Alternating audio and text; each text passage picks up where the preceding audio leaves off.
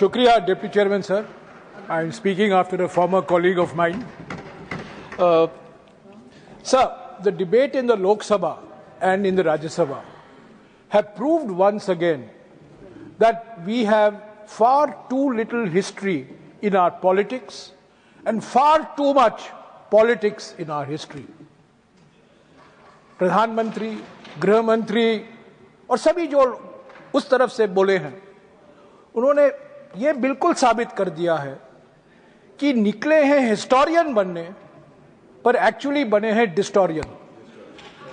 और मैं जो कुछ मैं कहूंगा मेरे पास लिखित प्रमाण है और बिना आपके आदेश दिए हुए मैं ऑथेंटिकेट करूंगा और सभा पटल पर रखूंगा। मैं सिर्फ 3 बातें करना चाहता हूं deputy chairman sir. Vande Mataram किताब पर 1937 और 1940 के बीच में जो बहस हुआ वंदे मातरम को लेकर देश में, और तीसरा बंकिम चंद्र चट्टोपाध्याय के बारे में मैं कुछ कहना चाहता हूं, जिसको आज हम नमन करते हैं, जिसको हम याद कर रहे हैं। सर,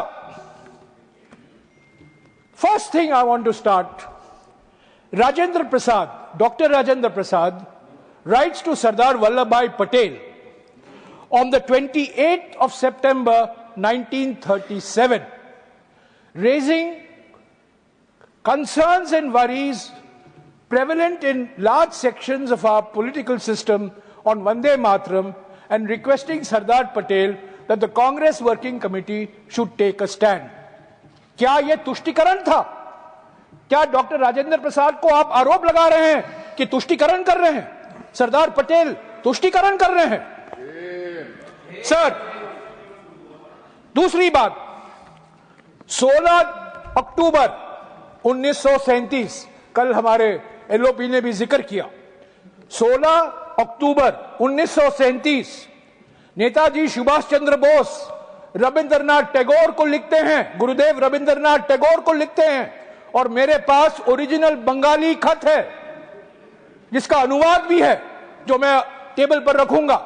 और नेताजी सुभाष चंद्र बोस गुरुदेव से पूछते हैं, गुरुदेव बड़ी चिंता है वंदे मातरम को लेकर, कांग्रेस पार्टी का क्या स्टैंड होना चाहिए, कांग्रेस वर्किंग कमेटी में इस पर क्या बहस होनी चाहिए?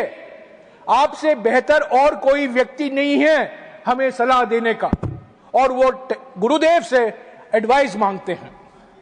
तीसरी बात, रविंद्रनाथ टैगोर नेताजी सुभाष चंद्र बोस को वापस लिखते हैं 19 तारीख 1937। सर, ये मैं बहुत कोशिश की मैंने, मुझे इनका खत नहीं मिला, पर कल रात को खूब प्रयासों के बाद मैंने एक किताब ढूंढा, और ये किताब किसने लिखा था? तृणमूल कांग्रेस के एक पूर्व सांसद प्रोफेसर सुगता बोस। प्रोफेसर सुगता बोस कौन थे? शरद चंद्र बोस के पोते। और शरद चंद्र बोस कौन थे? नेताजी सुभाष चंद्र बोस के बड़े भाई।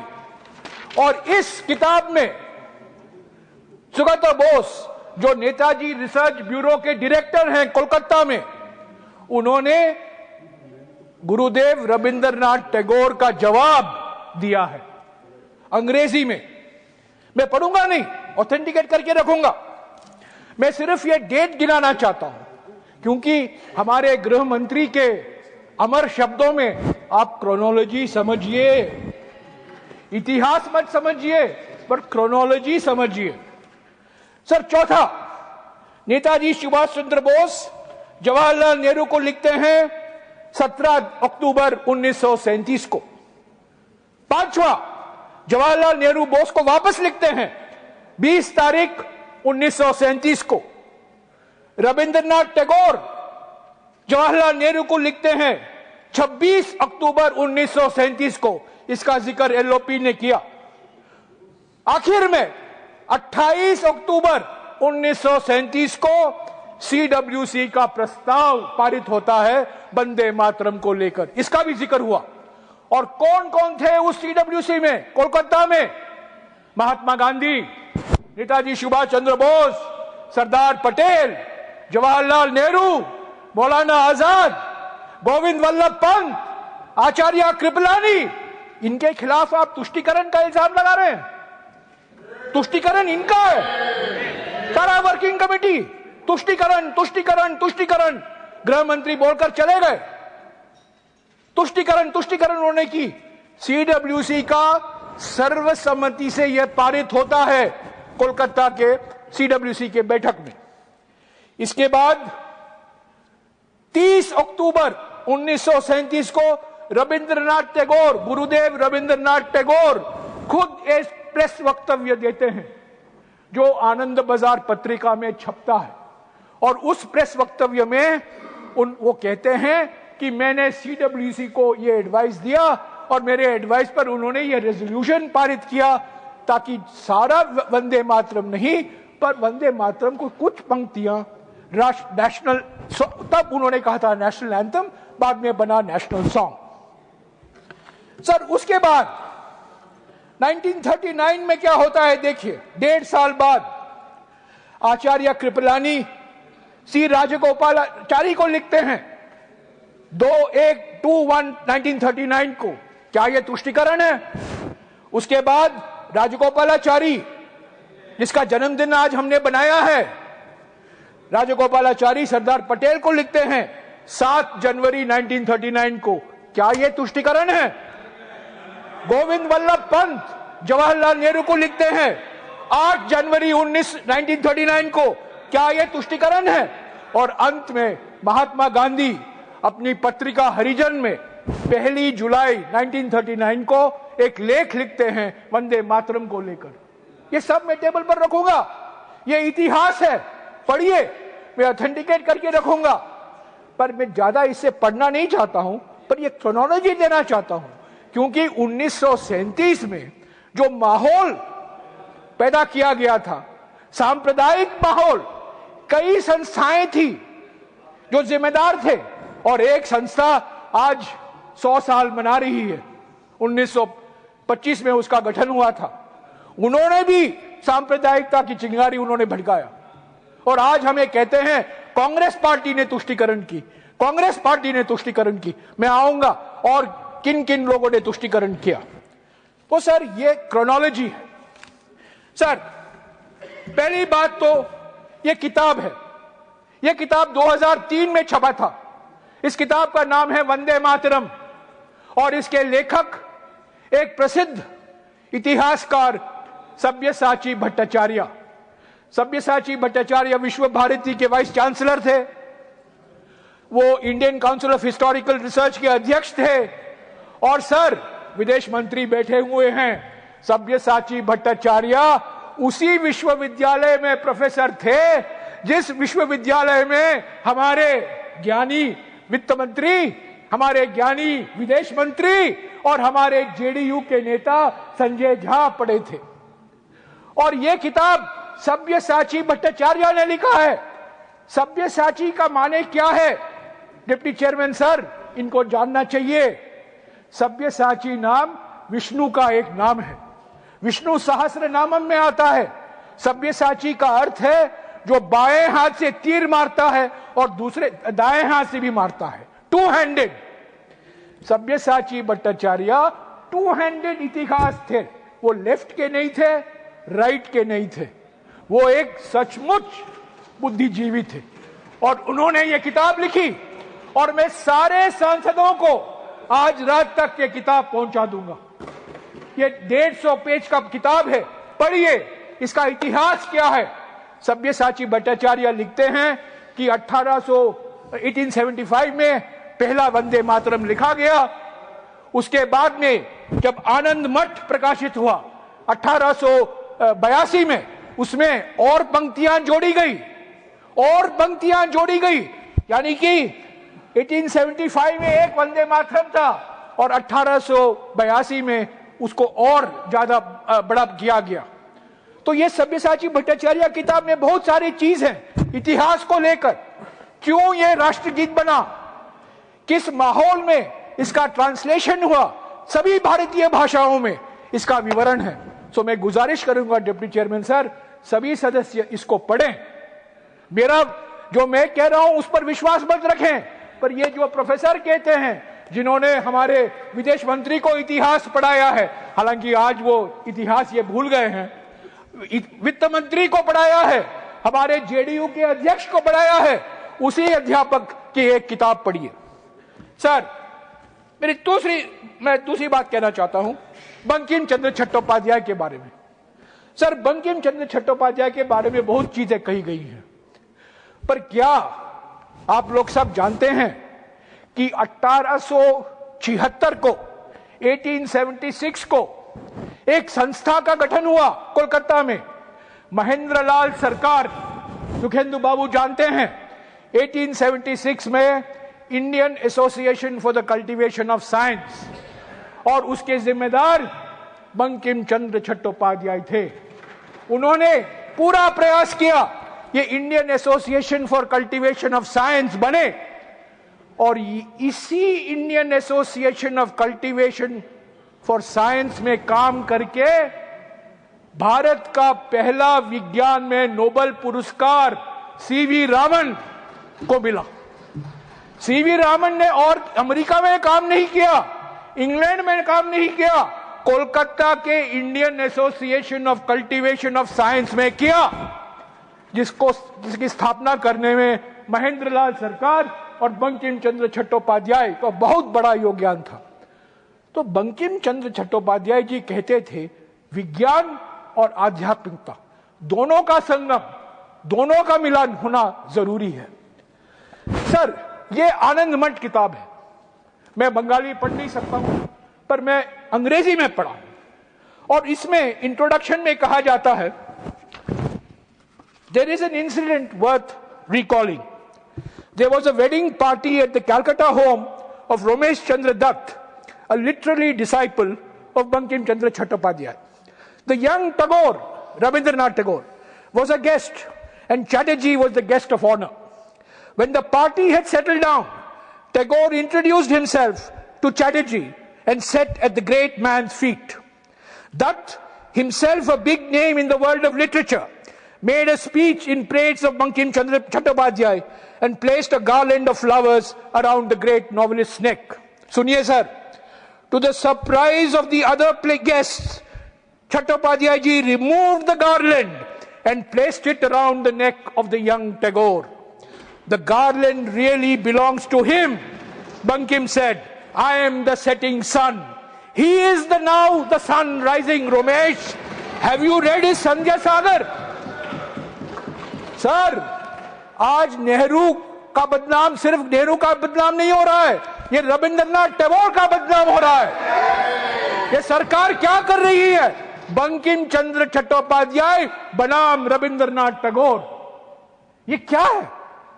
ये क्या मजाक कर रहा है? गुरुदेव रविंद्रनाथ टैगोर का अपमान, गुरुदेव रविंद्रनाथ टैगोर का बदनाम, निकले हैं नेहरू जी का अपमान करने, पर असली बात है इन्होंने रविंद्रनाथ टैगोर, गुरुदेव रविंद्रनाथ टैगोर, जनगण मन के लेखक, गीतांजलि के लेखक, नोबेल पुरस्कार 1913 में उनका अपमान किया है, और कहते हैं नेहरू ने तुष्टीकरण किया।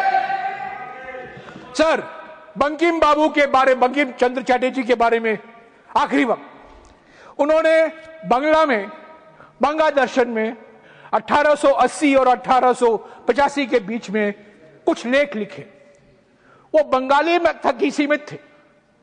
2002 में इसका अनुवाद किया गया, और इसका अनुवाद, सर मेरी बंगाली को माफ कर दीजिए, हम ये बंगला बोलते पारी बुझते पारी ना, बोलते पारी ना बुझते पारी, सॉरी। इस किताब का नाम है इक्वालिटी, सौम्यो सौम्यो सौम्यो सौम्यो सौम्यो इक्वालिटी। इसका अनुवाद किसने किया सर? बिबेक डिब्रॉय। बिबेक डिब्रॉय कौन है? जाने माने अर्थशास्त्री, प्रधानमंत्री इकोनॉमिक एडवाइजरी काउंसिल के चेयरमैन, मेरे अच्छे मित्र थे। दुर्भाग्यपूर्ण उनका देहांत हो गया, पर बिबेक डिब्रॉय ने ये किताब लिखी है, और इसमें बंकिम चंद्र चट्टोपाध्याय कहते हैं भारत की सबसे बड़ी समस्या जातिवाद समस्या है। हमारा इतिहास जातिवाद का इतिहास है और इतिहास में सिर्फ 3 ऐसे व्यक्ति हैं जिन्होंने इक्वालिटी की बात की है, गौतम बुद्ध, जीसस क्राइस्ट और जॉर्ज जैकस रूसो, जो फ्रेंच रेवोल्यूशन के प्रेरणा स्रोत थे। तो आज जब हम बंकिम चंद्र जी को याद करते हैं, इस बंकिम चंद्र को भी याद कीजिए जो विज्ञान और आध्यात्मिकता के बीच में मिलन की बात करते थे। वही बंकिम चंद्र जी जिन्होंने यह सौम्य लिखा जिसमें कहा गया है कि भारत के समाज पर शाप है, भारत की संस्कृति पर जातिवाद एक भयंकर शाप है, उसको तो आप भूल जाते हैं और वंदे मातरम का मंत्र जपते रहते हैं। सर आखिर में मैं 2 मिनट में खत्म कर देता हूं सर तुष्टीकरण। गृह मंत्री और मेरे बाद हमारे लीडर ऑफ द हाउस, फर्क यही है गृह मंत्री और लीडर ऑफ द हाउस में कि गृह मंत्री अपने चेहरे पर नाराजगी दिखाते हैं तुष्टीकरण जब कहते हैं, पर लीडर ऑफ द हाउस हंस के तुष्टीकरण कहेंगे। तो हमें चुभता नहीं है इतना, पर मुझे कोई शक नहीं है कि वो भी तुष्टीकरण की बात करेंगे। सर तुष्टीकरण का माने क्या है सर? जब श्यामा प्रसाद मुखर्जी AK फजलुल हक के साथ कोएलिशन गवर्नमेंट का एक अंग बनते हैं, वही फजलुल हक जो 23 मार्च 1940 को पाकिस्तान रेजोल्यूशन मूव करता है लाहौर में, वो तुष्टीकरण नहीं है। वही श्यामा प्रसाद मुखर्जी जिसके कहने पर हिंदू महासभा सिंध और नॉर्थ वेस्ट फ्रंटियर प्रोविंस में मिली जुली सरकार बनाती है, वो तुष्टीकरण नहीं है। जब 4 जून 2005 को भारत रत्न, सर 2 मिनट में सर 2 मिनट समाप्त करें। नहीं, सर 2 मिनट में खत्म कर रहा हूं क्योंकि समय लिमिटेड है। प्लीज सर बैठिए सर, मैं चुपचाप यहाँ 10:30 से रात तक बैठा रहता हूँ, मुझे 2 मिनट का टाइम दीजिए। मैं आग्रह कर रहा हूं। 4 जून 2005 को 4 जून 2005 को भारत रत्न लाल कृष्ण आडवाणी जाते हैं कराची को और किसकी प्रशंसा करते हैं? नेहरू जी से इतनी नफरत है कि वो जिन्ना की प्रशंसा करते हैं। वो तुष्टीकरण नहीं है। 2009 में जिन्ना की एक बायोग्राफी छपती है, उसके लेखक कौन है? वाजपेयी जी के मंत्रिमंडल के पूर्व वित्त मंत्री और पूर्व विदेश मंत्री जसवंत सिंह।